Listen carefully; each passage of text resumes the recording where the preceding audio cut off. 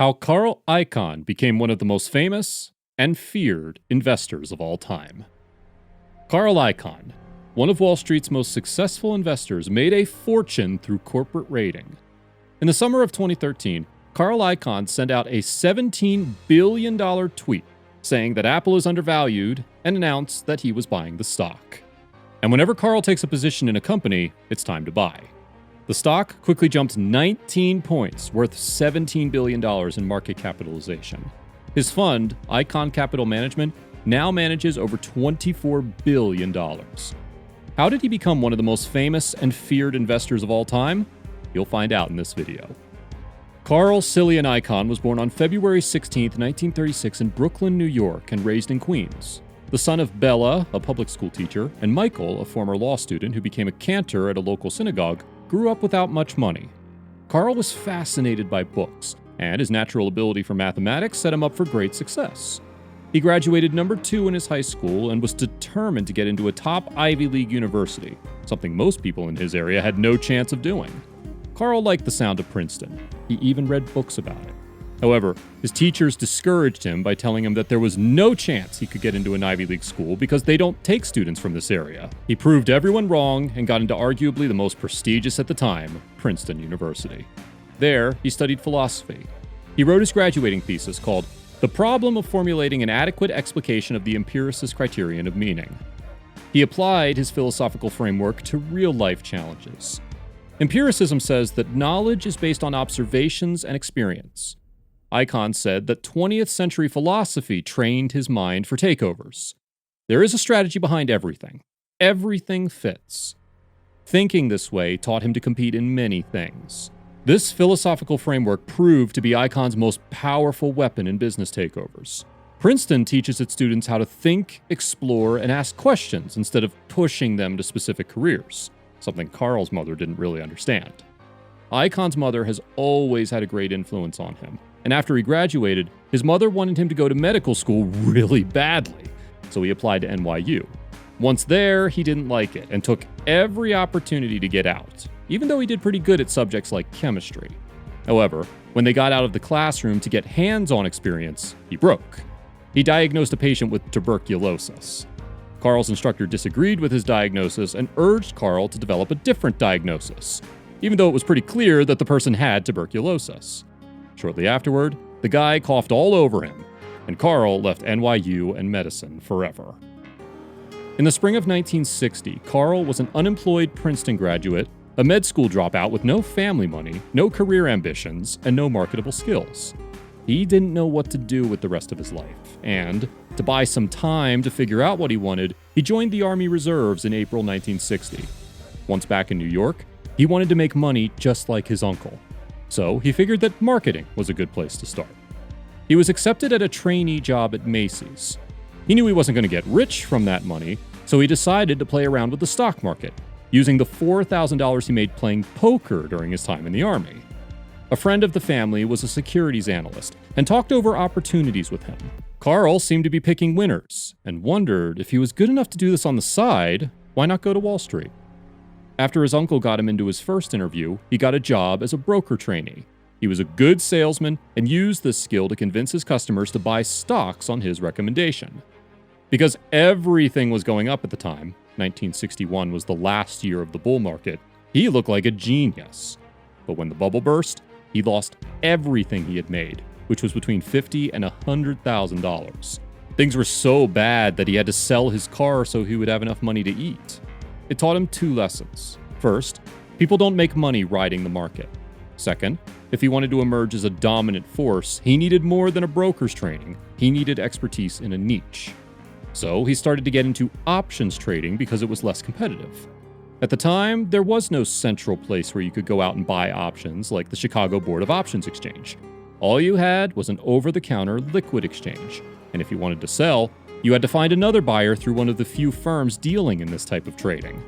They were making a lot of money at the time because they had the whole market to themselves. This is what Icahn was looking for the entire time. He had found himself in an oligopoly. In 1967, Carl wanted a seat on the New York Stock Exchange, and his uncle needed to finance it for him. At the time, a seat cost around $300,000 to $500,000. Carl made a deal where he bought a seat for $400,000 and that he would pay back the initial amount plus 8% interest and an extra $20,000 a year, as well as equity in the new company he would form. His investors were confident that Carl would succeed because he had already made money for them trading options. At first, the new company started out trading options and later went on into arbitrage, which can be explained as the purchase and sale of an asset at the same time in order to profit from an imbalance in the price. But after a little while, he got bored, and Icahn began to explore closed-end mutual funds. Icahn would buy closed-end funds that were trading at the widest discount from their underlying asset value, and then hedge the risk by shorting the securities that were in the mutual fund's portfolio. Unwilling to rely on the market to close the gap, Carl would take matters into his own hands. Once they had established their position, they lobbied to have the fund liquidated. The fund manager either closed out the position for a gain, or the prospect of liquidating the fund caused the gap to wholly or partially close. This strategy proved to be very successful. However, there were just a few heavily discounted closed-end mutual funds available. This was when Icahn came up with the idea of activist investing. He would look for companies that were trading far below their book value, and he identified 4 ways of making money from these companies. Number 1, trying to convince management to sell assets or to sell to a so-called white knight, which is a person or an organization that rescues a company from difficulties such as financial problems or an unwelcome takeover bid by taking over themselves. Number 2, waging a proxy contest. In other words, an unfriendly contest for control over an organization. Number 3, making a tender offer, which is an offer to purchase some or all of the shareholders' shares. Or number 4, selling back their position to the company. With this method, they had found a way to intimidate companies. The roots of this method can be found in the conclusion of his Princeton paper, in which he talks about separating the gold from the dirt. Icahn recognized that proxy fights were a good way to control a company, but even a better one to get additional profits much faster by appearing to seek control over a company. By acquiring big stakes in companies and then attempting proxy battles, Icahn would be calling attention to the gap between market value and intrinsic value. At the time, there were hundreds of companies trading below their asset value. From Icahn's perspective, this was due to mismanagement. Sometimes he would try to start a bidding war, while other times the company management was so frightened that they would buy out Icahn at a substantially higher price than he had bought the shares for. One of his first targets was Tappan, a manufacturer of stoves and ovens. Tappan was trading at around $8 per share. However, its book value was $22 a share, and Icahn demanded a seat on the board. The management, fearing that Icahn would take over the company and sell off its less profitable parts, sought another buyer. By the time that buyer, Swedish appliance maker AB Electrolux, had finished the acquisition, Icahn's shares had more than doubled in value, and he had made roughly $2.7 million on the investment. Carl often invested in industrial companies, believing that they have real assets that other people are willing to pay for. Although he made a lot of money on the Tappan trade, he got lucky at the beginning of his career when he bought Saxon stock. At the time, the stock was trading at around $6 to $7 a share, while its book value was put at $16.50 per share. In 1980, he bought a 10% stake in the company and tried to find a buyer for the company.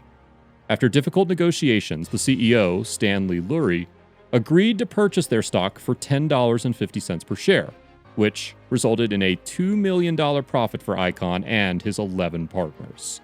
However, after just a couple months, Saxon went bankrupt. It turned out that most of the assets were fictional, and Lurie had been cooking the books. This was why he didn't want Carl to take over the company. If Icahn hadn't taken his money and backed away, his career would have developed very differently. The 80s was a decade of financial wizardry in which the highest calling was to trade, transform, and restructure corporate assets. In the process, fortunes were created with smoke and mirrors. Market values of long-established companies would soar in a matter of days simply because of a rumor of a financial raider taking over. Companies would pay millions of dollars in green mail to protect their independence. But what Icahn really became famous for was his acquisition of TWA. In 1985, Icahn caught his eye on TWA. He had always liked the airline business because of the huge potential in cash flow. but after attending a presentation by the CFO of TWA, he got especially interested. He first bought the stock at just over $9, which was below its book value. Although its net profit wasn't amazing, Icahn saw that this metric was not always very representative because of the depreciation, especially in the airline industry. He thought that depreciation isn't always depreciation. He argued that cash flow is more important and provides a much better financial picture. But the $400 million cash flow didn't even buy one new plane, let alone a whole fleet. What surprised him was the leverage within the industry. One single additional passenger on TWA's fleet of planes could boost profits by $12 million. Icahn didn't have the experience.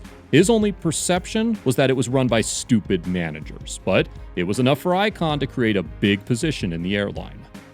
Carl's strategy was to cut costs by selling $500 million of domestic assets and merging or taking over another airline company. The idea was related to a consultancy report calling for eliminating U.S. domestic flights that did not feed into TWA's main hubs in St. Louis and New York City. The strategy was to concentrate on those routes that would generate traffic to the more profitable overseas business.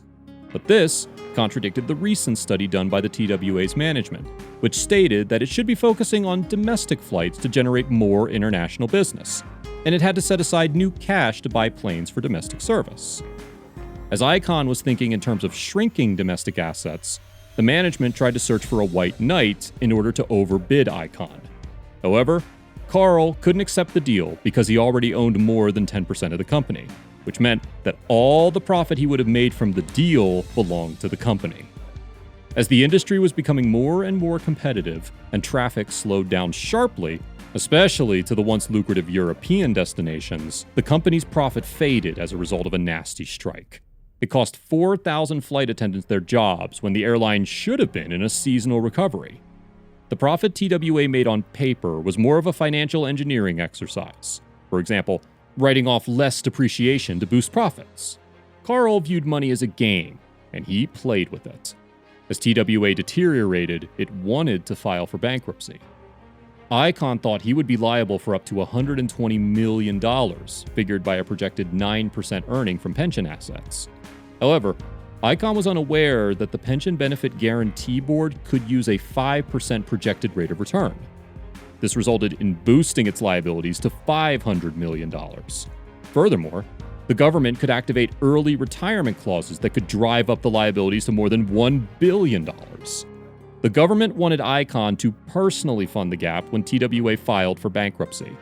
At the time, he was worth about $1 billion, so that meant that he would have lost everything.